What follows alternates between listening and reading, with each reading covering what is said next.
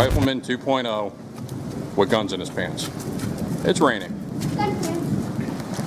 So, yeah, the rain sucks, and you gotta protect your guns as you're running out of the rain. So, anyway, today we're gonna be talking about the Garand action. And everybody knows this little guy is the M1 Garand, and its older cousin is Bolt Action, Springfield 1903. That will pop up later in the video. Alright, so today we're going to be going over the Garand action, alright, and how it kind of evolved through the last 70 years. So everybody knows the old World War II M1 Garand that actually started birth back in the 30s by John Garand, who used to work over at the Springfield Armory factory, which is now known as Springfield Armory, but it was just originally the Springfield Armory before they closed their doors. So as time went on, they moved and they evolved from the original M1 Garand that was fed from stripper clips to box magazine fed M14s. Now this is a loaded up M1A, okay, so it's obviously not the same as an original Woodstock M14, but it's the same basic concept. You're still going to have the original M1 or the original Garand action on there, just been modified to accept a box magazine. And this one is going to be in 308 versus 30-06. And then as you move further up, we got a Ruger Ranch Rifle or a Ruger Mini 14, and this is in 223. Okay, same basic thing. It's got the Garand action on there, as you can see, and it's basically the same thing as an M14 carbine, but it's just a scaled down, smaller rifle with the smaller rounds on it. So with the M1 Garand, as it originally came out, World War II was right around the corner. In the 30s, Springfield Armory was looking for something that could improve the United States firepower over a simple bolt-action rifle. So John Garand, he actually invented a gas piston system that used the escaping gases from the cartridge when the round was shot, that went down into the gas tube and pushed the piston back, which actuated the operating rod, and then made it into a semi-auto rifle. Now this is revolutionary in the age of bolt-action rifles, okay?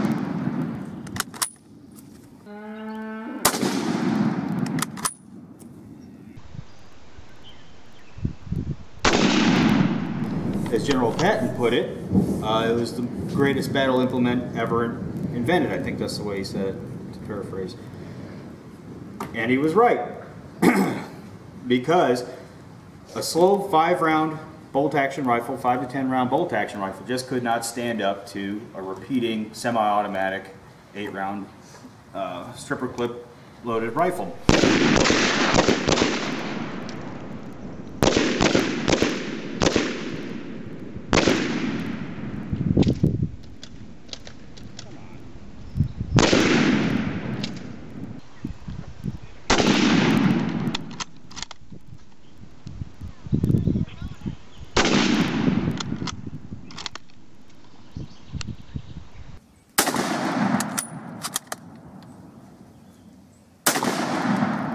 So these stripper clips are not what a lot of people are familiar with. Okay, this is not a box magazine. This is an actual clip.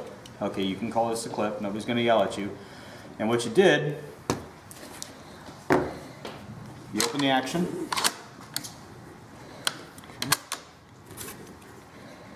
You loaded the clip on there and you push it down into there, and then the action will close. And then when the action closes, it'll feed around into the chamber. Okay, you pull the trigger just like any other semi-auto, it'll cycle back. Okay, the gas will go down there, it'll push the piston back, and it'll cycle the action, and it'll start up the next round.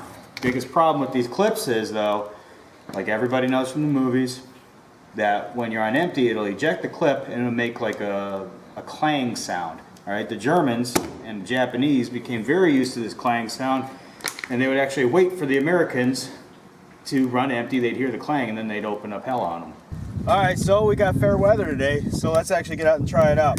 So we got the M1, the Garand here that everybody knows, so I'll show you how to load and shoot this thing, how simple it works. Alright, as you remember, so you check this out in the action right here. So the stripper clip will go in there, you push her on down, it'll push the elevator down, and then the bolt will lock into place. Now these guns are notorious for what's called Garand thumb, and there's a very good chance that you're probably going to see that. So that's enough yapping. Let's get to shooting on this.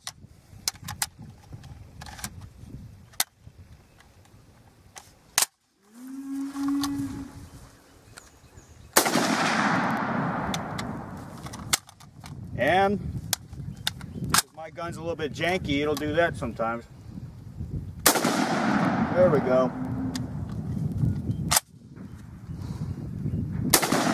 That's a good one. Same thing.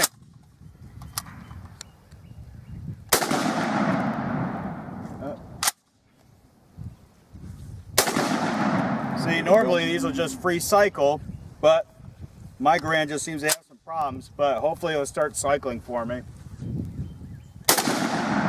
There we go, now we got good cycling. And there's that notorious clang, okay? The Japanese and the Germans used to listen for that clang. They knew that the Americans were out of ammunition. So as soon as they would run out of ammunition, you hear that clang, that's when they would start opening up on you.